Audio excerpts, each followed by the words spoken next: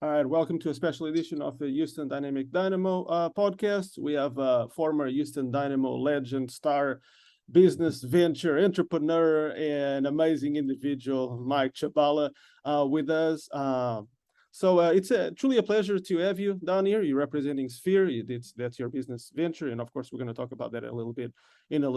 But I kind of want to go, travel in time because in America, soccer is not the number one sport yet. It's starting to get more famous, and especially a lot of parents are starting to pick soccer as mainly their first sport to a lot of kids. So I want to, tell me a little bit how did you got really started with soccer? Yeah, I mean, I got started like everybody else. My parents put me in the game. It was like the cute sport that all the kids go and do at a really early age, and I just loved it. I had a great time. I really got excited about it. I romanticized about it constantly after the games, and I always looked forward to it. It was my favorite thing, and I just really fell in love with it. I always say, God gave me the game, my way to travel through life and to be able to make an impact in a positive way. But yeah, I just really fell in love with it at the age of like 3 or 4 years old, when that first experience as like a toddler that you can play group sports, and that was my first experience to the game. So because I was just having a conversation yesterday. Someone was asking me when is the right time to make their kid join club soccer and go from like a passion to kind of like this Yeah. is my kid is skills now. Let me see if he can go somewhere. And as a kid you first do it because of the love of it, but after a while it starts feeling like it's a job, man. Even as a kid, because you got these, I got to go to practice now. Oh man, practice again. Like today I'm not feeling it. So Yeah. what age was like that you kind of thought that maybe there's much more to these than just having fun? That's a great question. It was never work for me. It was never work. I was the one that wanted to go play. I was the one that was dreaming early. I was the one that was going and doing that. I will give my dad credit. When I was 4 or 5 years old, he idolized Pele, Maradona, Beckenbauer. And at the time, football players had massive legs, massive tree trunks, And so he goes, like, man, I want my son to have just massive legs. And so he would take me to these ponding basins in California, where I live in Fresno, where when it would rain, obviously it would flood, and but they had these steep hills. And so he would take the ball and throw it, and I would just go down, and I'd have to like run all the way back up, like, oh no, I dropped it again, and we roll down, and I'd go all the way back up. And he used to take me there all the time, he said, and he used to like train me without me even knowing it because we were just playing together. But outside of that, once I really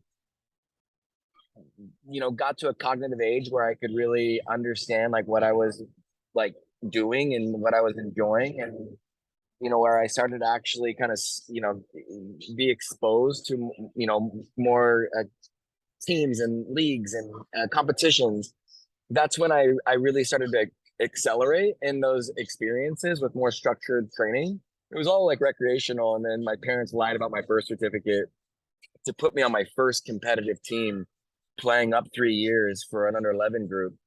And then that's what really, transformed my life and my career, is when I got to that level. And then after that, I was probably 7 is when I was still in love with the game, and I still wanted to, do it, but I really started to excel in that. But it was really, I think, when I dedicated my life to saying I'm going to play professional soccer, was in Boise, Idaho, and I was there for an ODP camp, and I heard Landon Donovan speak, and I said, I'm gonna play against him, and I said, I'm gonna play against him. I heard his story. I listened to him, and I will never forget the story about like really committing, your life to something and really giving it your all and going all in.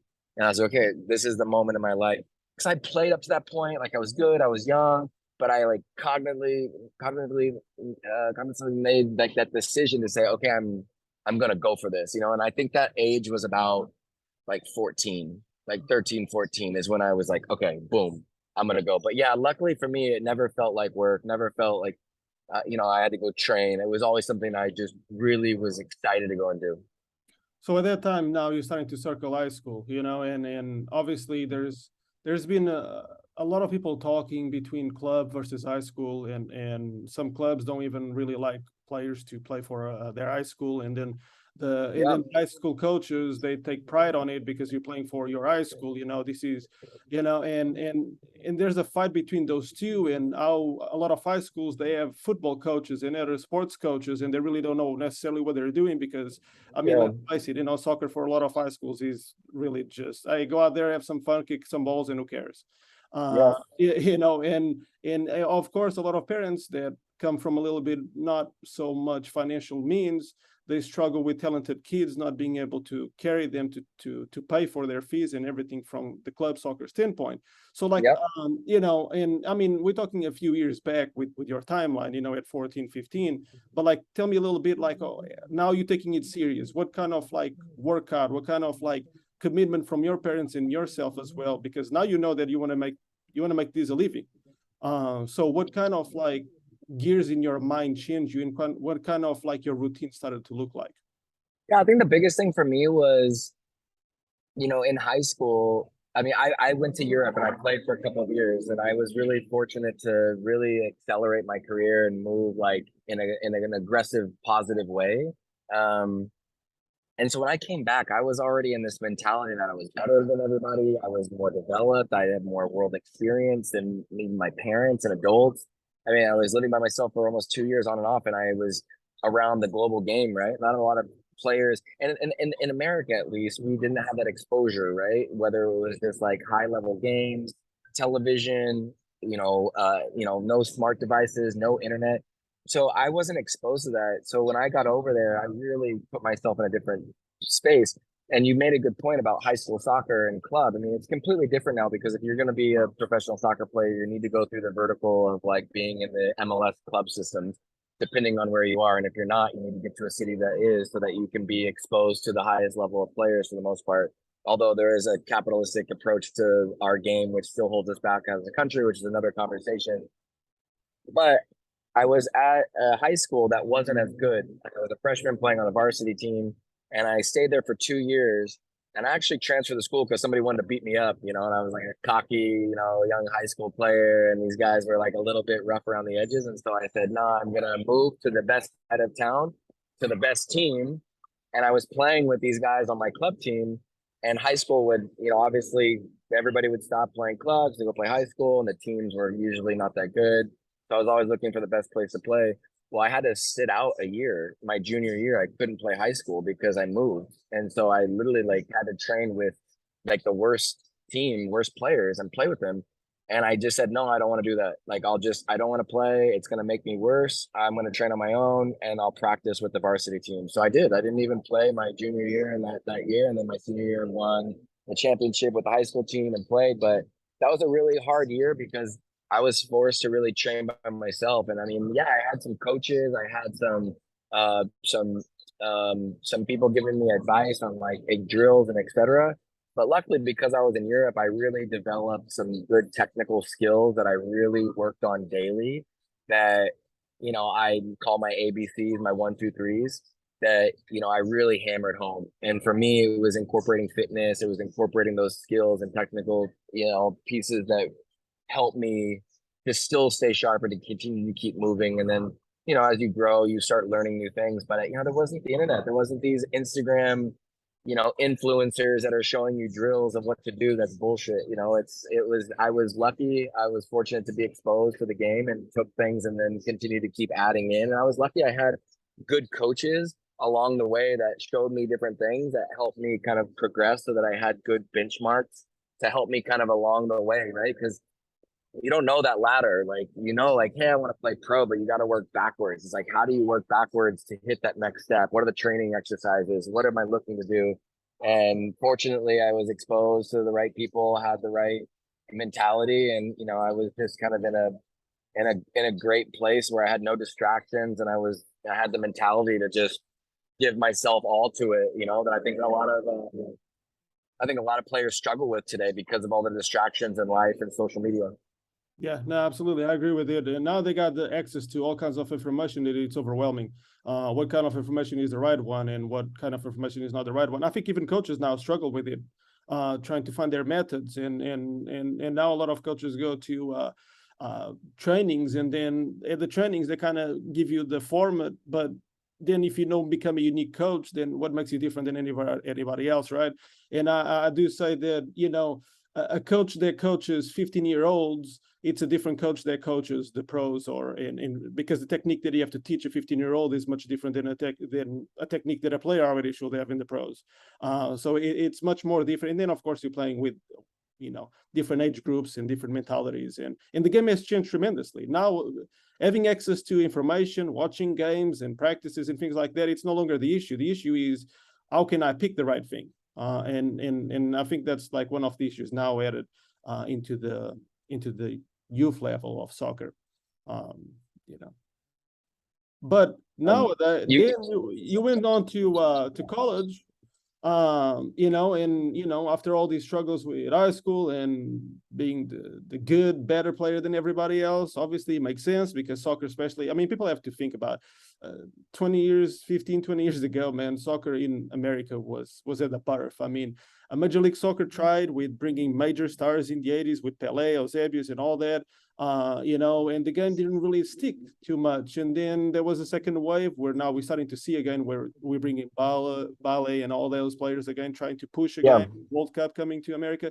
But let's rewind it. And then you went to Washington and you played down there, and then obviously you ended up getting drafted. But explain to me a little bit, like, what was your experience in Washington and in playing college soccer, and how do you think that why? Because there's people that are debating that the draft is useless, and a lot of these players nowadays don't really go anywhere. It's just basically for the Dynamo 2, for example, and these like second division, and they're really, like, it doesn't mean much anymore. This draft is a waste of time.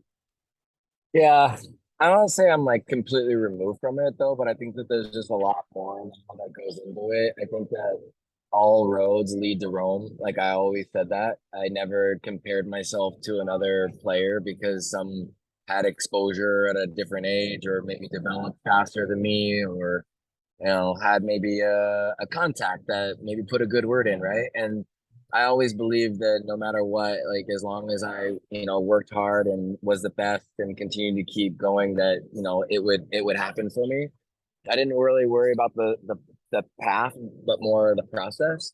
And I think now for kids, it is very obvious that you need to be a part of the club system because it is the vertical to getting directly into the first team. And I think it's reflective around the rest of the world about how it really works, right? Like as far as getting into these youth academies and developing as a player. And, you can argue that the United States isn't exactly there yet.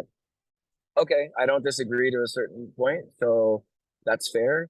If you have the ability to get into the system and develop and your parents, can, afford it, or, the club pays for it, or you're good enough to be selected, fantastic. If you're not, then it's like, what are the other options, right? So of course, like you have to play club soccer, like you might have to play high school depending on it. A lot of international academies and camps or clubs are coming over, like Real Madrid, Barcelona, and Juventus, and they start having these full-time programs where you go to school, you train. And even that, I've been exposed to a couple and I'm not that impressed, right? I'm just not that impressed. And they'll go find a good Olympic development coach, or they'll go find a college coach and they pay him some money and they work on the programming. And I think it's okay, man. But, as a player, you've got to be exposed to the game in all different levels, all different fields, surfaces, age groups, shape, sizes, because that's what really shapes you as a player. And it's not, and I will say, obviously you train with the same group, but if you're like in the same category, like the same group, constantly playing with the same people, I don't know. I see that as a disadvantage because for me, I grew tremendously by playing up 3 ages, by being the worst player on my team. And if I'm just competing against with the same 6, 7 people, I don't know if that really helps. So there's a lot of different options. I think parents should be putting themselves in a position to give their children the most opportunity to play in as many different experiences as possible. But from like a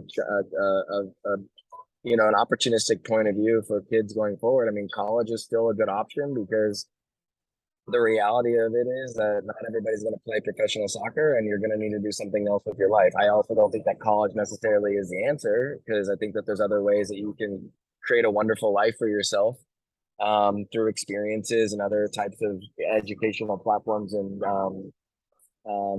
vehicles. But, at the end of the day, it's still a good option to be competitive, to play in, some wonderful teams like the University of Washington, where I went to school, and be able to compete on like a national level that still gives you the recognition that still is somewhat attractive to MLS, that they still look at as far as like who are the best talented players around the country. So I think that there's a lot of different ways.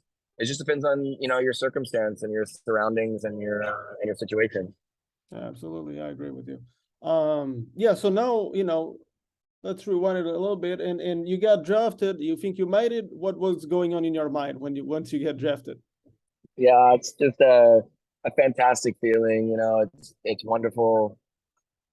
For me, I I want to say like I made it, but I feel like a big part of me in my life, I set the goal to play professional soccer and to get drafted. And the thing that I did wrong, and maybe I did it right because it was the way it worked, but like once I got there, I didn't reset and set a new bar. Like, okay, I want to play national team. I want to, and I did. I want to say that and being too critical of myself, but I said, it was just interesting. I was celebrating. Like I never drank in college. I never did anything. I was on the best team in MLS. I lived with Stuart Holden, who was more of a party boy than I was. And, it was awesome because we are two different spectrums. Like I was super good, he was super bad, and then we were like flip flop. But I mean this like in a joking way. We were professionals and we would have fun, but I wasn't worried about getting on the field. I was worried about everybody knowing who I was, and I was worried about being a good teammate. So I think my experience of being drafted was, it was monumental. It was one of those moments in your life you always remember. But it also, created this new world for me, that I had arrived to a location that wasn't guaranteed, right? And some harsh reality kind of set in those first early 3-4 years, but that really transformed my career and helped me continue to keep on the path to be able to play for almost a decade. Tell me about that grind, because you were on the reserve team for those years that you mentioned, before you were given the opportunity to premiere for the Dynamo itself. And tell me about the grind, man, because you kind of think you made it, and you see a lot of good competition, a lot of good players, and you showing off, but you kind of like, hey, coach, can you realize that I'm over here, and maybe if I get a shot, I can go somewhere? And tell me about the grind and also the struggle, man, of just trying to continue to, hey man, I'm here, I got the skills, just Yeah. that I'm there, and then maybe as you're going to year 2 and 3, like, is this going anywhere, or maybe do I need to go somewhere else? Yeah, I mean, you're speaking like a true footballer that's been through this. So you're doing a great job leading this conversation. I will say that it was a time where there was no Dynamo 2. There wasn't like a really proper, like there was a USL, but that was actually really competitive. I mean, because a lot of like there wasn't these big roster spots, right? It was probably like 24 spots. It wasn't like a 30-man roster. And then, like they made the reserve league actually, I think my first year, that extended the cap, right? So it wasn't just a small roster, they opened it up. But I mean, it's hard. I mean, the jump from high school to college is tough, right? You're talking like 18-year-olds going against like 21, 22. It's okay. There is a bit of a curve. But going from like college to pro, I mean, and the game's changed, right? But when I was 21 and I'm playing against 35-year-olds, I mean, these guys would just kick my ass, man. Like it wasn't even a conversation. It was a joke. It was just like push you over, and the mentality of the game. I mean, just the grind, the way that they would mentally just talk you out of me, bro. It's just another level, man. And that's the one disadvantage Americans have, is because, Europe and probably the rest of the world, is speak from experience, is that it's the only thing. You either make it or you don't, and it's not, oh, I'm going to go to college and maybe we'll see what happens. It's either like, I'm going to play pro, I'm not, and I'm competing against each and every one of you. You're my friends, but you're also my competition. And I didn't pick that up until it was too late. And that would be my biggest advice to those players going into the game and looking at it from a business point of view of, this is the difference of like you making $1 million or making $100,000. There's been $10,000 and 100. But the grind for me was something that I've always enjoyed. So for me, being the underdog and always putting in the extra work was why I made it, is because I was always going to be the hardest working player on the field, no matter what. That's why I got drafted, and that's why I played for so long. I took advantage of my time off, and I focused on like the training when nobody was doing it.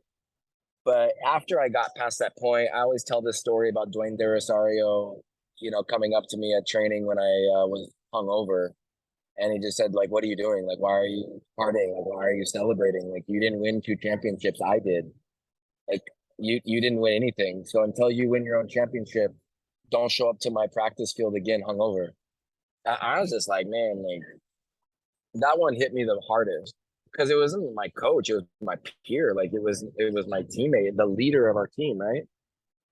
So from that moment forward, it was a different mentality that I shifted my mindset towards. I gave myself 4 years. I said, if I don't make it, I also had a family that, was just very grateful and celebrating me just that I made it after all the hard work to get to that point. But the reality is, like, nothing's guaranteed. Like, yeah, you make it, but guys play for 1-2 years and then they're out. It's like, it was almost like you just wasted your entire life for, like, what, to say that you got drafted? Like, nah, man. I mean, it's just, that's almost worse than just not even doing it at all. So, my uncle, he was a very successful businessman in Southern California, and he said to me, he's like, look, man, like, you got 4 years and you got to get out. Like, you're making $16,000 a year. Like, this isn't living. He's like, your peers, people that are your age, are starting to work and get ahead of you in life and saving money and in these jobs and stuff. And then you're going to get older, and then you're going to go back and compete against 21-year-olds that are going into like finance jobs and real estate jobs and private equity jobs. And I didn't realize it because I was too stupid to just think anything else other than, I'm going to make it. And he was looking out at it from like, hey, you're family and I want you to be prepared. And so, I really wrapped my mind around the fact that, like, if I don't break into the first team within 4 years, like, if I don't play and I'm just on the reserve team making 17, 20, $25,000, I got to stop. And literally, like, my 4th year, I got my chance where, Wade went down. I got an opportunity to step into the first team, and, I never looked back. And that was, that was really the pivotal moment within all the pivotal moments within the career. Yeah, no, and a lot of people don't realize. They think a lot of, as long as you're a pro soccer player, you're making good money, but it's not necessarily true, as you point out. And just because you're a pro, it doesn't mean that you're fully pro, and the money that is labeled as a pro really makes you have a good living. And it's interesting because about a decade ago, even talking about conditioning and things of that nature, it was a little bit more about technique. People weren't necessarily hitting the gym twice a day, 3 times a day, like you're starting to see with these players nowadays. They gym rats now, and the game was a little bit different than it is played now. And you got to have speed now, and you just got to run all the time and things of that nature. So it's interesting because you kind of like, okay, now I need to start going to the gym. Now I need to start working out. And before I get you to your business venture, which it's really related to working out, and obviously you have a nice physique and things of that nature. I can tell that you work out, because a lot of soccer players are the lean body, not necessarily the muscular body. But so then you went to the Dynamo, and then you started changing teams, changing locker rooms, changing environments. You were with DC United, with the Timbers, with the Aztecs. Throughout. Tell me about, like, because a lot of players, when they start feeling comfortable on a team, they are too scared of venturing out. A lot of times they refuse like better offers because they don't know what their locker room might be. With another coach, with another teammates, and being the new fish on the big pond. And so tell me about like the struggles of going from one town to another, being as a pro. Some people find it exciting, other people find it like that's too much for me. I don't know if I can make it. Yeah. I I my whole life has been about change and moving and traveling and stuff. And I think I thought it was gonna be great. I thought it was gonna be easy. I thought, it was the best thing. And in a lot of ways it was, because I was very comfortable in Houston.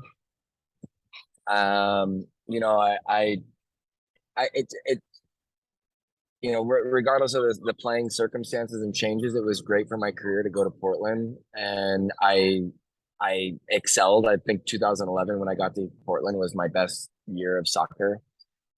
And I enjoyed it because I've always moved, I've always traveled, I've always been in different cities, meeting new friends. That's been my life. So for me, it was fantastic. I think that the challenging piece to it all is getting into a rhythm in your personal life to make it settled. And I think I was fortunate because I've always lived light. I haven't really carried a lot of baggage with me, on and off the field for the most part, and just basically being able to move easily. And that move from Houston really changed me because I left everything behind. I didn't bring my car at first, and it was great. It was a cool experience for me to kind of evolve and grow as a man, and being able to explore a new city and meet new friends. And I excelled in the team, and it was a great opportunity. Going to DC, I just knew it was going to be short lived. I really took advantage of going to different museums, monuments, and just really exploring the city on the city bikes on a daily basis. Really, I just didn't feel like I was going to be staying there long, right? But it was really cool to live on the East Coast and say I've been able to do that, and take the trains to New York, and just be able to kind of move around like an East Coast native. And then my grandpa passed away, and I came back to Houston, and I really saw like the world changing for me in football. And I actually, when I moved from Portland to DC, I saw the business side for the first time, and that's when I realized everybody's looking out for themselves, not me. And if I don't start looking out for myself, then I'm gonna have a really big struggle, like hard time transition when it does actually happen.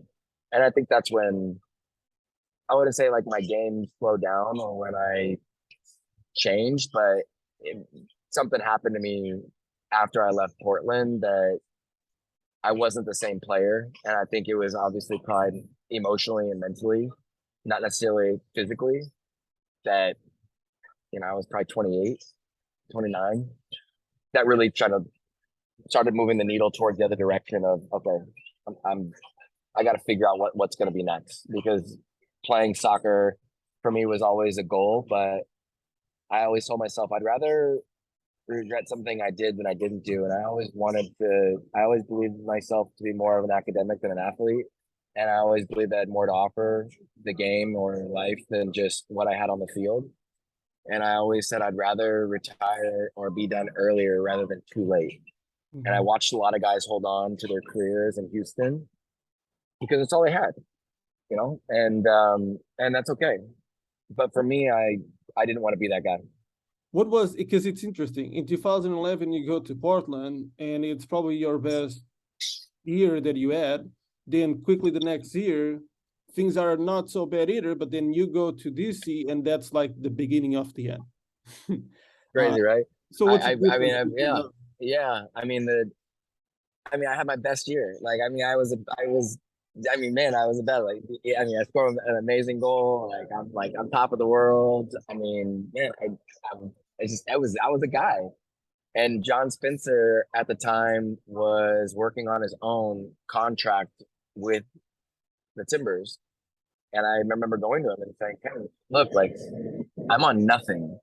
And I go back and look in time with my contract in Houston is I had like a 4-year deal, and then I signed a new 4-year deal that overlapped these two, that put me on like a new deal that like extended me all the way into basically for Portland. So it was super strategic because they basically locked me into like this low number.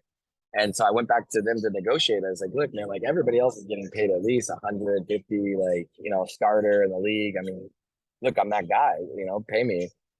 I was making like 50 or 60. And, it's like, hey, yeah, we'll get to you, but you're already signed. We're not gonna do it. And I'll get back to you later. And then nothing happened. Nothing happened. And I just had a grudge, but it rubbed me the wrong way. And after that, they brought in another outside left back. They, started just kind of like, I could see some like changes happening within the team. The coach and I started to have, kind of this like disagreeing like attitude towards each other. And next thing you know, man, like I got traded to DC because, they had an issue and my time up was up. But yeah, it happens that fast, man. And I mean, maybe it's different because the mentality for me and the timing of it all, but it all happens for a reason. And like I said, I wouldn't be here if it wasn't for those experiences. So when you started now you starting to get in the mindset that I know I'm not going to last much longer playing. So and this is a business and yeah, I got teammates, but now what goes on your mind in terms of, okay, it's a business, but I also want to, what is my career after this business? Because it was a business, but so tell me a little bit like what goes in your mind now as you're still playing, but you know that you're not playing much longer and you're really not motivated to really play anymore because you Yeah. study the dark side of the profession because it is a profession, right? That's why it's a business. Yeah. And you start seeing your teammates maybe as an opportunity to, these are guys that are connected with soccer and they have connections, so maybe I can use that at some point. And the fans maybe also are connected to the game, so I can now straighten a relationship where maybe slowly I give myself 1 or 2 more years of playing, but as I'm giving myself these years, I'm starting to set up my next venture. So I didn't know. I didn't know what I was gonna do. I just knew that my time was running up. My grandpa passed away. I was in California. The team released me. Um, they even said like, "Hey, don't come back during playoffs. Like, you're not gonna play." I mean, I eventually went back, but they're just like, "Hey, like, like it was the writing was on the wall." And I,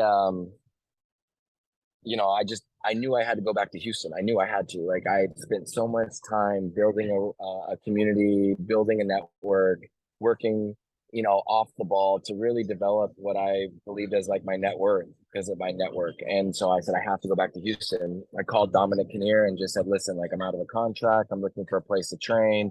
I'm not asking for anything, but would you be okay if I came in for preseason just to work and get myself sharp and while looking for some teams? And he goes, yeah, no problem, come back, like let's get you in there, no worry. And fortunately I just absolutely crushed it. I was lucky that one of the defenders, Andrew Hinault, went to Europe. They didn't have a spot. I'm a great fit for the locker room. I'm a guy that's going to do the job. I wasn't a starter because Corey was there, but hey, I'm a great backup. I'm cheap. So I got a contract, and it was the best thing because now I knew I had 1 year to just work my way back into the community, to network, to reestablish myself. And the thing is, like, I really started to play well again. Like, I actually was, and I was doing really well. I was pushing, knocking on the door. Think I was even a starter. And I got a couple of opportunities to start during playoffs, and I mean, I absolutely crushed it. I mean, it was fantastic, and a lot of people thought, oh man, like he's going to be the weak link, blah blah blah, and like it wasn't the case. But DeMarcus Beasley came in. God had other plans for me. No contract. Went in through the next preseason. Nothing, nothing, nothing. Almost all the way up until May, my birthday, and I finally it was just an awkward time, but I was going to practice after my first year into my second year. And Dominic told me on the last day of preseason, like, I don't have a contract for you. I'm sorry. He was like crying. It was like a very emotional moment. And I said, okay, well, like, figure it out. Like, get me a contract. Like, let me do both. Like, I'll work in the front office. Like, I know you did it for Brian Ching. And nothing happened, man. I know he felt bad, but it was one of those things of like waiting for me to leave, right? And didn't want to say like, "Hey, go," but just like waiting and waiting. And all my friends are like, "What are you doing? Like, you're not getting paid. Like, you're just saying you're training. Like, how are you living?" So finally, I got the point, and every day I started to feel more unwelcome. Every day it became a little bit more awkward. Every day it was just like you're not wanted, but you're still showing up, and you're just like looking around, and it's just like I shouldn't be here. And I left and I went to New York, and that's what started my transition. So tell me about that, man, because like you already had in mind that you weren't gonna last that long, but then you had that last year at the Dynamo that was pretty good. So maybe like you okay, so I'm gonna do these, I'm back home, where my new home was professionally.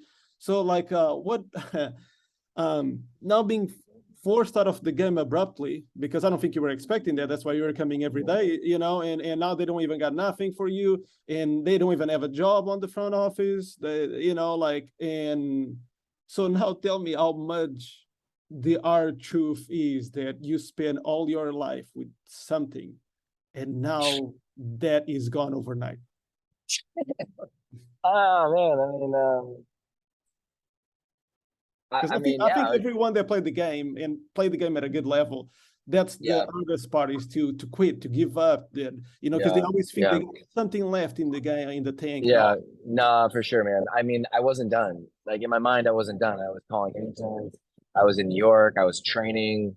Um, I went to Hawaii. I was training, and I'm talking like nonstop. Soccer, weightlifting, running. I wasn't looking at jobs. I wasn't looking at anything else. I was thinking, how do I get back in? I'm talking to other teams. And the thing that happened was it was a World Cup year. It was 2014 and there was a break. So it was like we played up until May or whatever. And then all of a sudden, like June, July or July, whatever it was, like there's this month and a half long break, month break. And so by the time I actually like came back around and started talking to these teams and getting even looks, they're like, look, like this guy hasn't played in 6 months or hasn't been training, like, or hasn't been with a team in 7 months. So it was, it was tremendously hard because like I wasn't mentally even done. I was still fit, probably fitter than I was ever. And I just didn't have a where to go. It's a lot of players' issues. They're like, okay, I want a shot. Let me get a shot. Let me get a shot. Let me get a shot. But there's no teams that are going to give you a shot. And so it's like when the door closes, it's hard to get back in. Like it's hard to get back in, especially players that are trying to come up a level, man. And especially when you go down as a pro, like from the top and you go down, like it's hard to go back up again. Like it's basically a death sentence, in my opinion. So it was hard. It was harder once I accepted it. And when I saw my life and had a mentor, successful gentleman tell me, what are you holding on to? You played for almost a decade. You won 2 MLS Cup championships. You have your health. You have your whole life in front of you. And your life is going in a completely different way. The current is going a completely different way, yet you're fighting it going upstream. And I stepped back, man. I just looked at it. And I was in Hawaii. I never forget this moment, man. I was looking at the ocean and it's like, I gotta let go. I was hiding up on this island for months, training, and I needed to go back to Houston and kind of face myself. I needed to go back. And I was living this life at the Four Seasons in Kona, Hawaii, man. And I had no money. I was doing soccer camps. I didn't belong to be there. I had a fortunate friend, family that I had met that was supporting me and staying there. And that was it, man. I had to make the transition, and it all started. So how does this sphere come along then? You coming back to Houston, and now how does this idea come along? Because I'll Yeah, tell my experience that I was there yesterday. So, but before yeah. tell me. Oh man, it's such a long story, but I think the short version, I almost got a DUI in Hawaii. I flew back without my ID. I barely got on the plane. So just to set the context for that, I ran a half mile barefoot, in Hawaii after the potential DUI scare that I never had, thank God. And it was like I was out drinking, I had a couple beers, and I was just so skinny and fit. I just like, it just was too much for me. And I came back. I had no job. I had no house. I had no money. I did have a car, a BMW that I was still paying for that had like no gas. I could barely afford. And I literally went through the most rock bottom experience. I was looking for jobs. I fortunately quickly found like my first one with a private equity group. I bounced to a Morgan Stanley private wealth management group, tried doing PWM. I took my Series 7, failed it twice. Was working for this optometrist, kind of helping her at her studio, running coaching clinics for little kids and stuff in the backyard. But I had like previously started to have this idea before when I was in New York about like soccer and fitness because it didn't exist through going to different boutique fitness concepts like Soul Cycle Berries. Kind of fast forward, man, I saw a friend doing a boot camp, and I was like, wow, if he's doing it, like, why can't I do something? But it's like different with soccer. Soul Cycle was like really on my mind because it was just super popular and just really growing. And I was like, man, I had this moment where these parents and kids were playing and I saw how much the parents were engaged. And I really took a step back to actually realize that I didn't want to do anything with kids because everybody else was doing it and nobody was doing anything for adults. So I said, I'm going to do that. And I just started going. I didn't know what I was doing. I didn't know how to start a business. I didn't have a business plan or anything else. I just, started running like soccer fitness workout classes and people started to come, like, oh, pro soccer players running workout classes in parks and, on these like cement fields. And it was ugly. It was funny. It was embarrassing. But I started and I just was consistent like my career. And I remember telling myself, okay, I'm starting over. I have nothing, so I have nothing to lose. I have like, hard work, a mentality that nobody else will be able to, challenge. And I said, I'm going to give myself 7 years to build this business in Houston before I leave. And, I just started going. And, it's very serendipitous, man. It's a long, long, beautiful story, man. But, I was very grateful for the life of a footballer that I was able to experience, my technical experience in Austria, my time traveling around the world and meeting new people and being, around strangers. And yeah, man, I created this beautiful team called Sphere to help create my own locker room so that I felt like I had a team again, a place that I could call home and, be able to go to a different city and be able to have friends while, staying in shape and, still enjoying the beautiful game. Yeah, that's amazing. And I'll tell everyone like quickly my experience going down there. I played pro soccer. I run a 5K every morning. So I'm, in decent shape still. And so I went down there yesterday, not knowing much, and a lot of the listeners might be thinking, well, I'm not in shape. I don't even play. I like watching soccer, but I don't know nothing about how to play soccer. And maybe I'm like 40 years old and I'm not in shape. So I don't like gyms because I feel self-conscious about it. So why should I even consider going to Sphere Club? But yesterday I went down there and there's a little area before you enter, which is kind of like the locker room vibe. Everyone, you get the bibs on, you get all the stuff on, getting ready to, decompress before you go work out. Then you enter in this room with turf on it, and the lighting there's low lighting, because one of the concerns I was talking to someone was like, well, I'm shy, I don't know these people, I don't know the quality of even soccer players these people are gonna be, and me as a former player, I don't want to seem like, look at this guy, he's a former player, but why he's not in like top playing shape, because I don't play anymore. And so I feel like, I don't know, man, like I'm a little bit scared even, but the low light, and she was like, well, no, don't worry about it. The lights are going to be really majorly off. Nobody's looking at you. Everybody's worrying about themselves, and getting fit. But then when you go to the soccer, everyone pulls for everybody, so we're not here to judge nobody, and this was not like someone that works there. It's someone that just goes there randomly, and I'm like, okay, let me see what it is. So I get in there and we start running, and I'm like, well, I get a little bit cocky, and I was like, man, I'm in shape. It's gonna be a breeze over here. 45 minutes of exercise, it's gonna be a breeze. I'll tell you, it's not that much of a breeze, to be honest with you.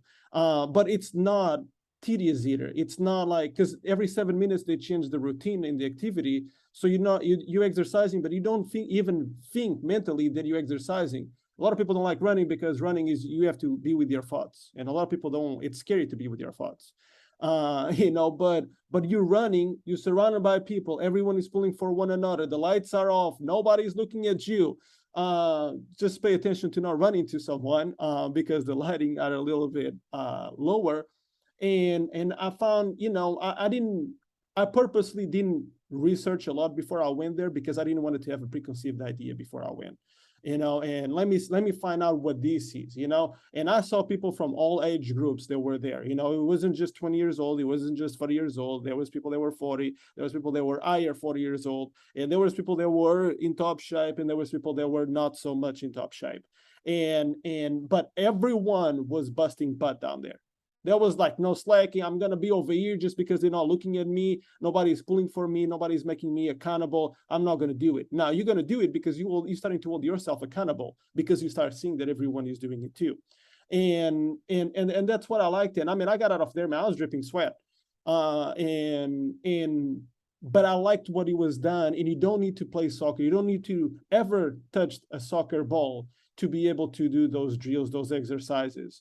It's laid back, but with high intensity. The music goes along with the intensity of the workouts as well. And that's something that I've really liked, is that when it's time to really hype up, the song goes along and you accelerate yourself. But also when it's more time to just play, the songs kind of go more downbeat. And then at the very end, yes, you spend about 40 minutes working out with your body. And what I like too is that they take about 2 minutes for you to decompress with your own thoughts. Reward yourself mentally. Man, you just busted butt physically, and maybe you didn't thought mentally that you could do that before you did it. But now reward yourself. Think to yourself, to your thoughts. And I will tell you, man, after you work out, most people only have positive feelings, positive thoughts, because you're too tired physically to think about something negative. So it was kind of like involving a little bit of like a yoga vibe at the very end as well that I liked. And then you wrap up, and then you go back to that area, to the locker room area, where of course, you put your jacket back on, whatever it is, you take your stuff off. And but now you enter, before the workout, you enter not knowing these people, but now you just endure together, kind of like boot camp, 45 minutes. So now you're starting to, man, we just went through this together. So there's like no weirdness anymore of you talking to these strangers. There were strangers 45 minutes ago. And then you get the locker room vibe where we were in this together. Hey, good job. Hey, man, hey, my name is this, my name is that, and now you can socialize too. And maybe if you're new to Houston, or if you're struggling also to meet people, that's also a good opportunity for you to be out there and meet new people that are trying to do the same journey as you. It might be just continue to be in shape, or continue to like soccer, or just work out. I really thought this is like a model itself that I don't see it often. And I was talking to my buddy that lives in California that is involved in soccer, and I was like, man, it's pretty interesting and pretty cool, the business idea of it, but how much people are missing by, a lot of people go to Planet Fitness and things of that nature, but this is much better than it. You get much better workout than it, and people are not looking at you. They're not looking at you like people are on Planet Fitness, when everyone is trying to get everyone's phone number, or everyone is trying to take a selfie or a photo of someone that is overweight that is working out. Nobody is doing such thing in this place. So you have a safe workout area as well as having fun while you do it. And yeah, man, I'm a little bit sore today, but I mean, and I wasn't expecting it.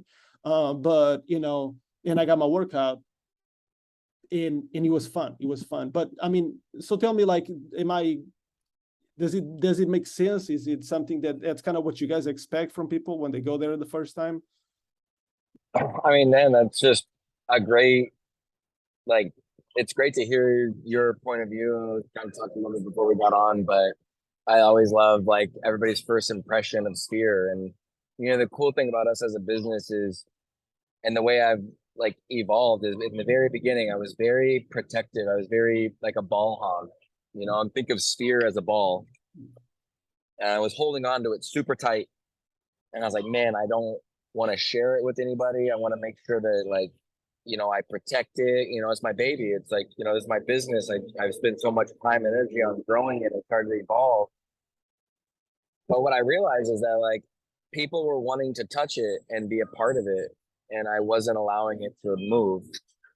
So, really over the past couple of years now since the pandemic, I've been passing it off, and I've been working on, and again, the difference of our businesses, like the facility that you experience, we only have two facilities, which are called our Sphere. It's our facility.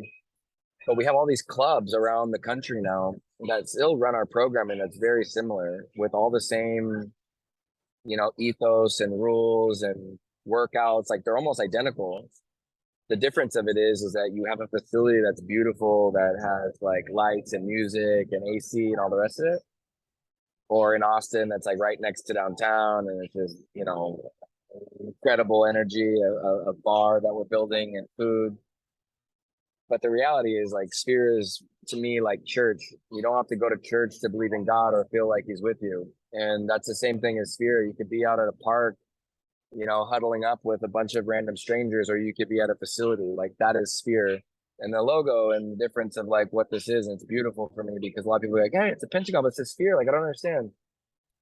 But the idea around like the brand, the name is the pentagon represents a panel of the soccer ball, the world, and together like each panel represents a community of Sphere, but together we're one. So our mission to connect the world is really what drives the communities and the goal for us as a team of like what we're playing for. And I take great pride in the workouts that I've created and the help that I've had, on the years and years of classes and minutes that we've been through watching and working to iterate to get it to a point of where it is today. It's magnificent. It's beautiful. And it will only enhance and get better, more technology, and we spent some money on both facilities, but man, it's just it's a wonderful thing that we've been able to build together over the past 7 years, as we head into our 8th season this year. It's a concept. I mean, I remember doing the drills and thinking to myself, man, because I just got done coaching elite high school, and I thought that during preseason, some of these it can be just a workout to make players in quickly shape, So it's like a model that it's an idea, it's a model, and it's a practice. So like you're saying, yeah, you got the facilities now that obviously helps, but like you're saying, you don't even need a facility. You can just go to the park and even do that, But of course, if you have other people doing it with you, you're starting to be more accountable, and the vibe in the atmosphere is good, and you get to meet new people. So, that's exactly the next thing. What are your future business ventures, expanding Sphere and things like that? What are in the works? You're saying you got the bar and the future for us and as we grow is to literally be able to, connect the world, to be able to pass our programming to individuals, facilities, to be able to build technology, to give everybody a digital home that they don't necessarily connect over their device, but actually in person. So really creating a human connection company that enables experiences for people to be able to, enjoy their time on this world, in this life, on the field, and be able to, meet a lot of great people along the way. The workouts for me and the fitness stuff is obviously a big passion that I think we'll continue to keep evolving in, but the main focus for us is to expand into every MLS market, every World Cup market, to really be able to enable the experience online so that people can take our brand and move a little bit more freely. Like a franchise? And to be able, yeah, essentially. Right now everybody is part of our team, but eventually the way that it'll continue to keep working is that everybody that takes our team to wherever they are they are an extension of our team that, is licensing it, franchising it to be able to make money for themselves, build community for themselves, in whatever capacity. And again, the core mission of it wasn't soccer and fitness; it was the locker room. So I was a soccer player. I was the passionate one about fitness, but that was my founder story. But when I think about why I really started the company, and that was because I was lonely, I was struggling with my mental health, I was out of shape, and I just genuinely needed help. And I wanted to be able to meet my future wife. I wanted to meet some guy friends. I just wanted a safe place to be able to go. And that was really the mission for Sphere, not the soccer and the fitness. That was just one vertical, one vehicle to be able to help people come together that have maybe similar interests.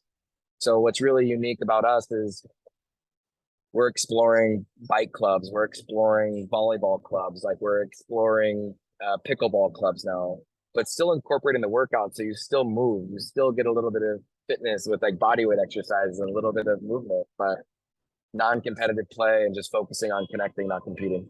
Yeah, because you were saying you were holding on to it like a ball, and when was like the time that you decided that maybe this is not just for former players, but also for the average Joe or the Joe that doesn't even like soccer?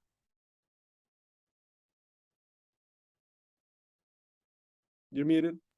Yeah, it was always about the non-competitive player. Like I decided when I went to an indoor soccer facility and played in a competitive game league and realized that the ego of these high school heroes I couldn't stand. I didn't want to be a part of that. And so I really wanted to focus on the connection, the locker room. Like I wasn't interested in creating the next Cristiano Ronaldo. I wasn't creating the best fitness workout. I was focused on building a locker room, a community where people could actually meet and connect. So the workouts for me are passion. I love them. I want to help people. I think that they're magnificent in its way.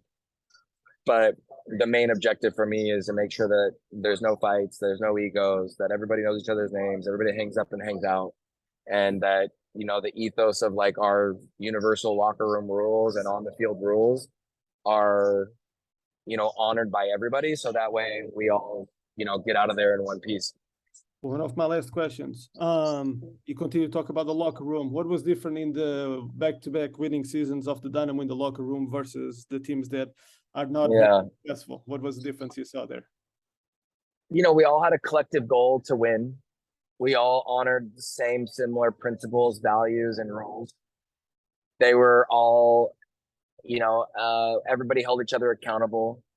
We all left everything outside of the door when we walked in. It was a safe space. And if anybody jeopardized that, it was addressed and it was confronted immediately. We had fun. We played on and off the field. We were a family, not a team. And, we really supported each other on and off the field. And we enjoyed, we played, we really we genuinely really worked as one. And it goes back to the little connections that everybody had. It's not just like, oh, we're all one family, but there's like all these micro connections that are always going on between each other, whether it's like me watching the older guys' kids or whether we go for a happy hour with a couple guys or a birthday party. It was that like this web of connection between each other that really strengthened the entire core of the group with a strong leader that empowered guys. And it wasn't one guy leading the group. It was that the whole group was a bunch of alpha males that was just creating this energy.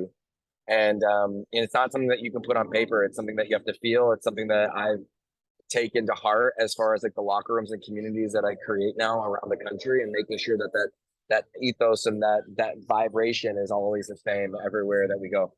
Yeah, and I see that you really took it well with that and taking into the business model, because that's also what I saw yesterday when I went there. That's good. Yeah, and it's tangible, it's palpable. You can't really describe it. I get it. It's a feeling more than anything else. I will tell you everybody quickly. 1739 Bingle Road in Houston. That's the facility that it's there. If you want to get in contact, you can go to www.sphere.club, and they have all the information down there that they can get in contact. Is there anything that I'm missing if people want to sign up or anything? No, man, just at sphere.club on Instagram, sphere.club on the website. You can direct message me. But yeah, come hang out. We'd love to kick it with you. It's a great place. It's a safe space. And we've got a fitness class that has no soccer. We've got a soccer fitness class for people that have never played or maybe haven't played in a long time. And we've got a soccer pickup class that is just family friendly pickup for those players that have maybe played at a higher level that like to move the ball in their body. So yeah, come check us out. We just renovated our space. It's absolutely beautiful. And I look forward to kicking with you. Thanks again for your time, man. This is awesome. Love the conversation. Love what you're doing, man. And look forward to continuing to support the play, man. And see you soon. Thank you. See ya. Thank you. All right, brother. Bye.